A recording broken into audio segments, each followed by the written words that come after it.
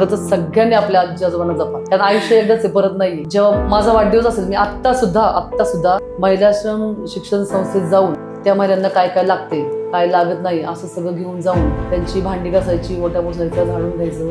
मी आत्ता पण तेच करते. फोनमुळे काय झाले, माइंड वेगळीकडे मुलांचं डायव्हर्ट झाले. मग त्यांना जर आपल्या त्यातनं बाहेर काढायचं असेल तर एक दिवस असा द्यायचा त्या दिवशी त्यांनी फोनला हात लावायचा. घर हा खूप सेन्सिटिव्ह पॉईंट असतो, त्यांची घरं पडणार म्हणून बऱ्याचशा महिलांनी माझ्यासमोर टाहाव फोडलाय. मी मतदारांना एवढंच सांगेल की आगामी निवडणुकीमध्ये प्रभाग 3 मधनं मी इलेक्शन लढवत आहे. आपला आशीर्वाद माझ्या पाठीशी राहावा. मी माझ्या कामाचा आरसा नसून तुमच्या विश्वासाचं प्रतीक ठरण्याचा प्रयत्न करेन.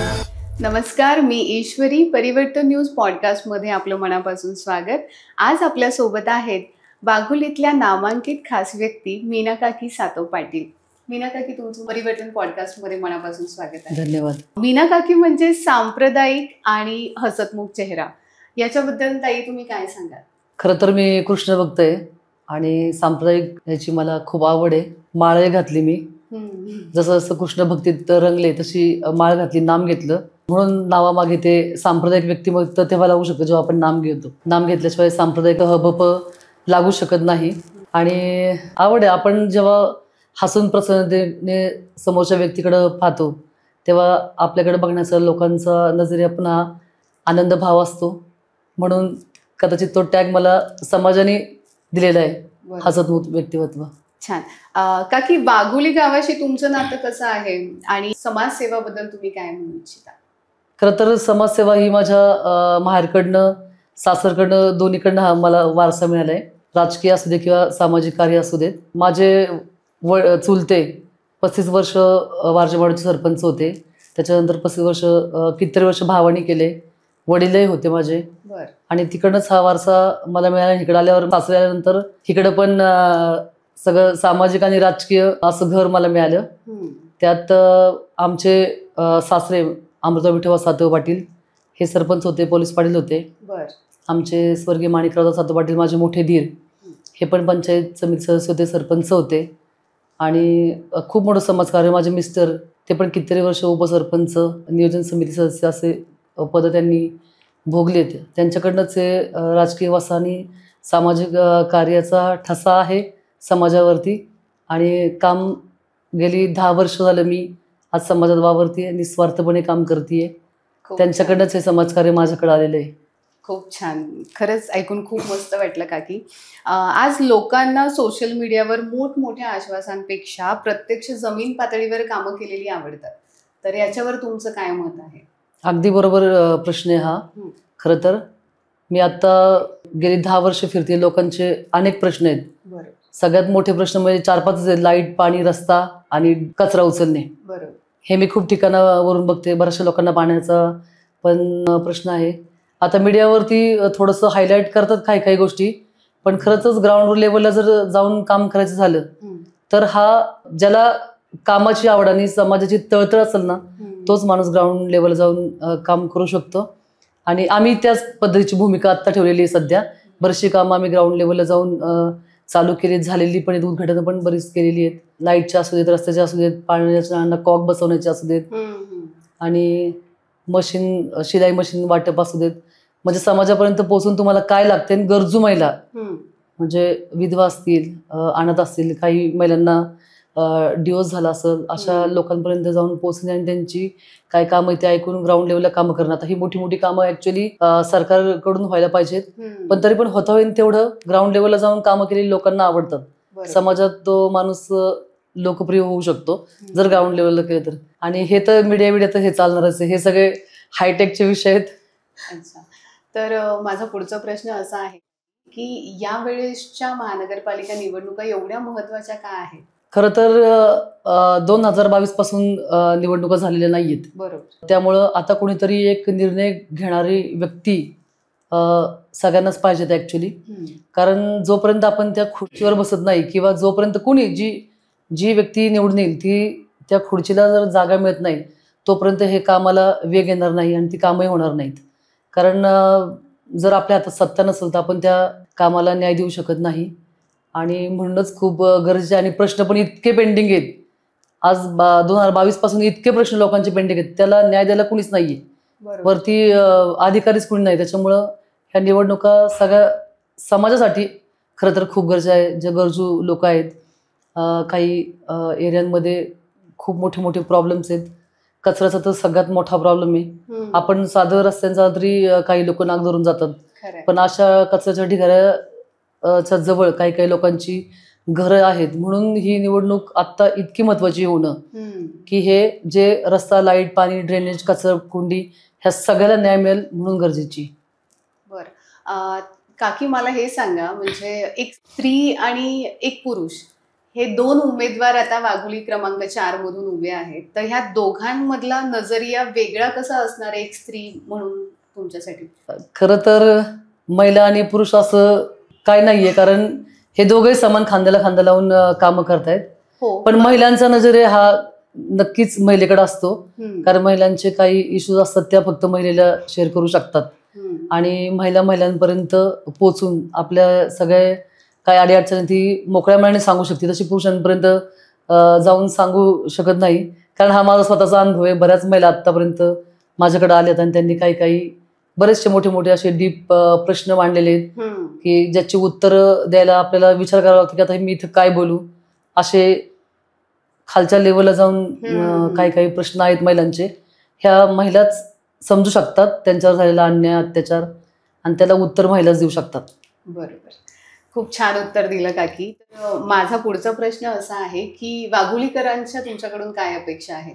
वाघोलीकरांच्या अपेक्षा झालं तर बरेच लोकांचा असा प्रश्न आहे. एक तर पहिली गोष्ट म्हणजे आमची घरं वाचवा. हे वाक्य ऐकून तर मला खूप दुःख होतं. म्हणजे लिटरली मला रडायला येतं हे वाक्य ऐकलं की. कारण घर हा खूप सेन्सिटिव्ह पॉईंट असतो. इतक्या वर्ष आपण त्याच्याशी आपली नाळ जोडलेली असते आणि ती घरं पडणार म्हणून बऱ्याचशा महिलांनी माझ्यासमोर असा टाह फोडलाय. आणि दुसरं म्हणजे पाणी. एखादा हंडा पाणी मिळतं, पाठी उठायला लागतं पाणी भरायला. हे अशा असंख्य प्रश्न आहेत की त्याला काय उत्तर द्यावं हा आपल्याला पण प्रश्न पडतो की आता मी यांना काय सांगू. कारण आपण जर सत्तेवर नसेल तर आपण तिथं न्याय देऊ शकत नाही. आपण आपल्या खिशातून काही पैसे घालून आपण टँकर पाठवू शकतो किंवा काही सोयी करू शकतो ज्या आपल्या हातात आहे त्या. पण वरिष्ठ लेवलला आपण, उच्च लेवलला आपण तिथं आपल्याला थांबावंच लागतं, कारण वरनच तो सगळी उत्तरं यावी लागतात. वाघोलीकरांच्या अपेक्षा म्हणजे हेच आहेत त्यांच्या की आम्हाला आमच्या घरांचा हक्क मिळून द्या. बरोबर. आम्हाला 1 गुंठा जागा, त्या जागेत राहायला घर बांधून द्या. हा मेन मुद्दा आहे सगळ्या महिलांचा. आणि दुसरी गोष्ट म्हणजे पाणी. कारण पाठी उठून जर एक हंडा पाणी मिळत असेल तर कसं शक्य आहे. एका एका घरात 8-8, 10-10 लोक राहतात एका खोलीत ऍक्च्युली. कारण आपल्याला त्यांच्यात गेल्यानंतर आपल्याला त्यांचे प्रश्न कळतात. आता मी फिरते तर त्यांचे खूप मोठे पाण्याचे आणि ह्याचे प्रश्न. त्यांना असं वाटतं की हे प्रश्न सोडावे. सगळ्यात मोठा प्रश्न म्हणजे घराचा आहे. आणि खरंच परमेश्वर करू ह्या प्रश्न त्यांचा सुटावून त्यांची घर त्यांना मिळावीत. देव करो तुमची इच्छा लवकरच पूर्ण व्हावी. मला सांगा, वाघोलीशी तुमचं नातं कसं आहे? म्हणजे वाघोलीकरांशी तुमचं नातं कसं आहे? खरं तर वाघोलीकर मला सून म्हणून असं कधी मानतच नाही. त्यांनी काय मला मुलीसारखंच धरलेलं आहे. त्यांना माहिती आहे की काकी माझ्या कामाचा मी त्यांचा आरसा नसून मी माझ्या कामाप्रती त्यांचा विश्वास आहे. विश्वासाने सगळेजण आपला काही प्रॉब्लेम आला की ते माझ्याशी शेअर करतात. आणि मुलीप्रमाणे एक सांप्रदायिक व्यक्तिमत्व, मला भजन, कीर्तन, प्रवचनही मी केले.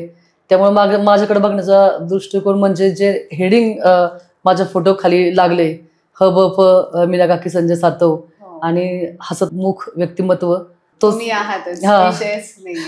त्यांचा बघण्याचा दृष्टिकोन आहे असं मला तरी वाटतं. बरं, मला सांगा, ही निवडणूक फक्त राजकारणाची नसून वाघोलीच्या विकासाची दिशा ठरवणारी असणार आहे का? प्रश्नच नाही. बरोबर आहे. काय मत असणार आहे तुमचं याच्याबद्दल? लवकरात लवकर निवडणुका व्हाव्यात आणि खरंच सगळ्यांनी एकत्र येऊन प्रत्येक काम हे मार्गाला लावा. पेंडिंग नका ठेवू. मग ते लाईटचा असू दे, पाण्याचा, कुठंही जा, पंचक्रोशीत तुम्ही कुठेही जा, हेच प्रश्न आहेत. लाईट, पाणी, ड्रेनेज लाईन, कचरकुंडी. आणि आत्ता सध्याचा विमाननगर वगैरे ते बर्माशील ह्या सगळ्या एरियांमध्ये काही लोकांचे प्रश्न आहेत घराचे. हाच प्रश्न सगळीकडे आहे. तर मग ह्याच्याकडं अगदी लवकरात लवकर लक्ष देऊन त्यांचे अडचणी दूर कराव्यात आणि सगळं स्वच्छ सुजलम सुफलम व्हावं, हाच असणार आहे.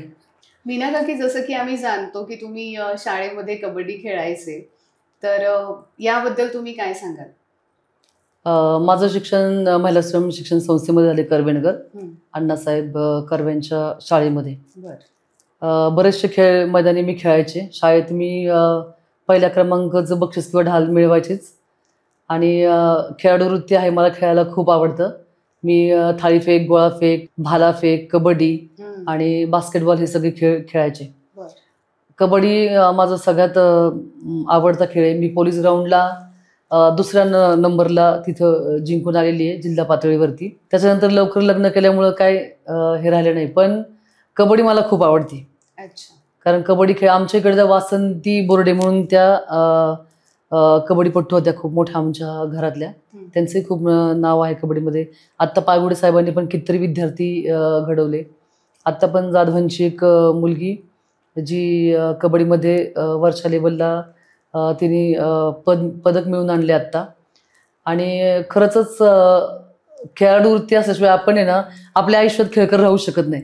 म्हणजे एव्हरग्रीन, थोडक्यात जे खेळतं ना ते एव्हरग्रीन राहतं, हे मला माहिती आहे. आणि शाळेत खूप मैदान मी गाजवलेले आहे. भरपूर साऱ्या मला मेडल्स मिळालेले आहेत, ढाल मिळालेले आहेत. खूप छान महिला स्वयं शिक्षण संस्थेमध्ये मी नीरजा संघातून खेळते. आमचा संघ होता नीरजा वगैरे, अशा अनेक संघाची नाव होती. तर मला माझ्या संघाचं नाव अजून आठवतं की नीरजा होतं. तर मग जसं की आम्ही जाणतो की तुम्ही स्वतः एक खेळाडू आहात, तुमच्या आतमध्ये तो खेळाडूचा म्हणजे अभिमान आहे, तर त्यासाठी तुम्ही वाघोलीतल्या म्हणजे नवीन पिढीला खेळासाठी कसं प्रवृत्त कराल? खरं तर मुलांनी आईवडिलांसाठी कष्ट घेतलेच पाहिजेत.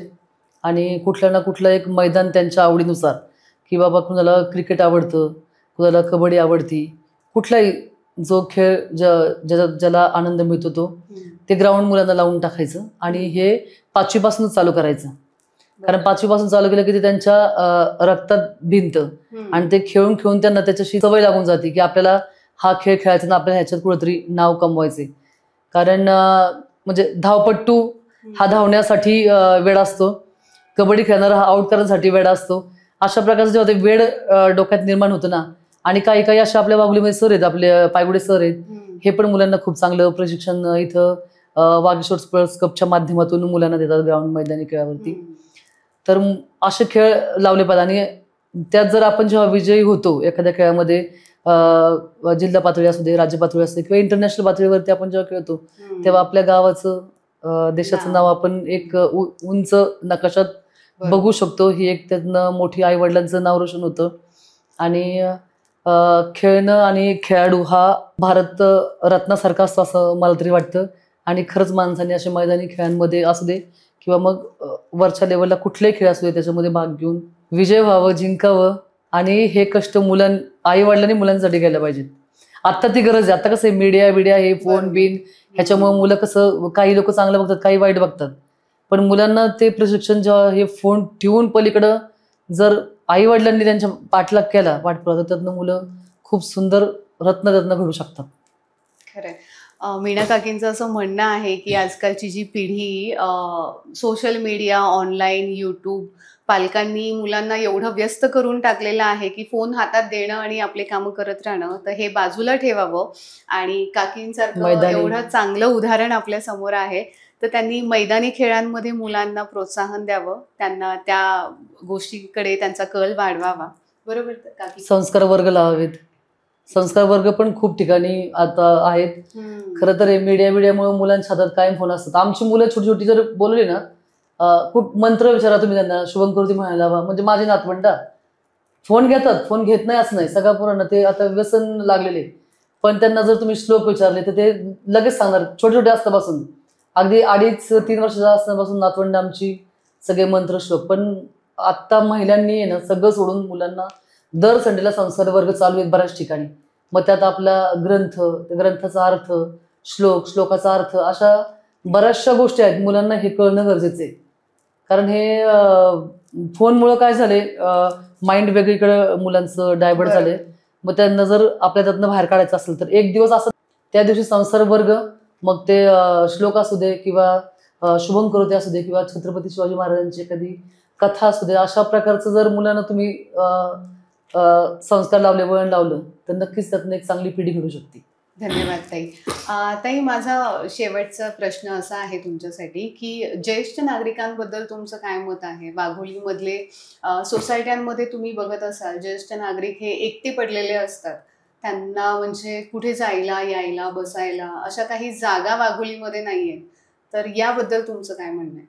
खरं तर बाळासाहेब सातव सरांनी ज्येष्ठ नागरिक संघटना काढलेली आहे आणि खूप चांगला प्लॅटफॉर्म त्यांनी ज्येष्ठ नागरिकांसाठी निर्माण केले आहेत. आणि हे अगदी खरं आहे की ज्येष्ठ नागरिक आता एकटे पडलेत, पण आता ज्येष्ठ नागरिक हुशार झालेत. त्यांनी त्यांचा आनंद शोधलाय. बऱ्याचशा मंदिरांमध्ये मी बघते आता ज्येष्ठ नागरिक तिथं असतात, पारायणाला वगैरे बसलेले असतात किंवा मग ग्रंथ वाचन किंवा किंवा एवढा सांप्रदायिक काही कार्यामध्ये भजन कीर्तन अशात त्यांनी सगळ्यांना गुंतवून. मी माझा एक किस्सा सांगू शकते.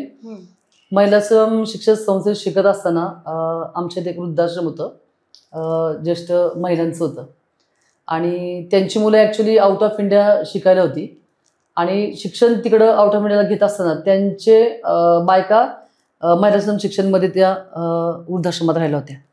कारण मुलंच तिकडे गेल्यानंतर ह्यांचं पालन पोषण आणि कोण बघणार. एकदम क्वालिफाईड इंग्लिश बोलणाऱ्या वगैरे सगळ्या महिला, इतक्या देखण्या सुंदर अशा सगळ्या, पण आजी त्यांचं करायला कुणीच नाही. ना मुलांचं प्रेम, ना नातवंडांचं प्रेम, ना कोणाचं प्रेम. जेव्हा माझा वाढदिवस असेल, मी आत्ता सुद्धा महिलाश्रम शिक्षण संस्थेत जाऊन त्या महिलांना काय काय लागते, काय लागत नाही असं सगळं घेऊन जाऊन त्यांची भांडी घासायची, ओटा पुसायचा, झाडून घ्यायचं, तेल लावायचं, त्यांची वेणीफेणी करायची, कपड्यांच्या घड्या घालायच्या, सगळं त्यांचं नीट आणि क्लीन करून मी आत्ता पण तेच करते जे मी शाळेत असताना करत होते. आम्ही जेव्हा डबा खायचो, मधल्या सुट्टी व्हायची आमची, तर मधल्या सुट्टीत आमच्या काही मैत्रिणी आम्ही त्यांच्याकडे जायचो. कारण कसं आहे, एकदा वय झालं 70-80ला माणूस गेल्यानंतर त्याला त्यांची कामं होत नाही. आश्रमात काय आपल्यावर मायाप्रेम करणारं कुणी नाही. ज्या लेडीज असतात बघणाऱ्या, त्या काही इतकं काय सगळ्यांकडे एवढ्या मोठ्या हॉस्टेलमध्ये वैयक्तिक लक्ष ठेवू शकत नाही. त्यांना काय गोडधोड खायला लागते. आई आमची डबा द्यायची, मग डबा घेऊन मी तिकडे जायचे. सगळ्या मात्र अजूनही मला नावानिशी सगळ्या वृद्ध महिला ओळखतात. त्यातल्या काही काही एक्सपायर झाल्या, पण मी ना आली का म्हणल्यानंतर सगळ्यांच्या तोंडावर एक आनंद होतो. ते वातावरण मी एवढं दुमदुमून टाकते ना तिथं गेल्यानंतर. मग अभंग वगैरे ज्याला जे येते ते बोलायचं, गप्पा मारायच्या.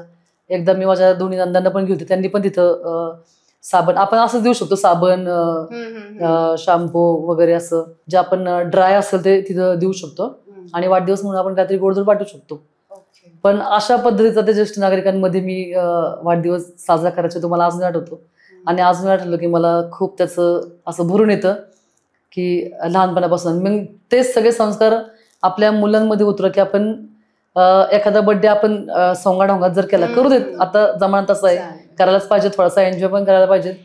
पण एखादा बर्थडे तुम्ही अंधशाळेत जा, एक श्रमदान करा किंवा वृद्धाश्रमात जा, श्रमदान करा. पण आत्ता तरी हे सांप्रदायिक क्षेत्रातून ऐकून बरीच लोक जे ज्येष्ठ नागरिकांना त्यांना प्राधान्य देत आहेत. नातवंड बितवंड पण खूप आजी आजोबांवर प्रेम करतायत.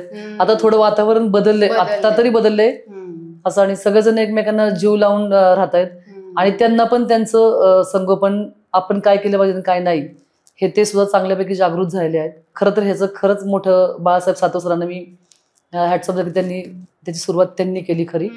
तिथून ज्येष्ठ नागरिक संघटना सुरू झाली आणि त्यांची दुःख सगळ्यांपर्यंत पोहोचली आणि घरात त्यांना मान मिळायला सुरू झाले. आणि खरं तर सगळ्यांनी आपल्या आजी आजोबांना जपा, कारण आयुष्य एकदाच आहे, परत नाहीये.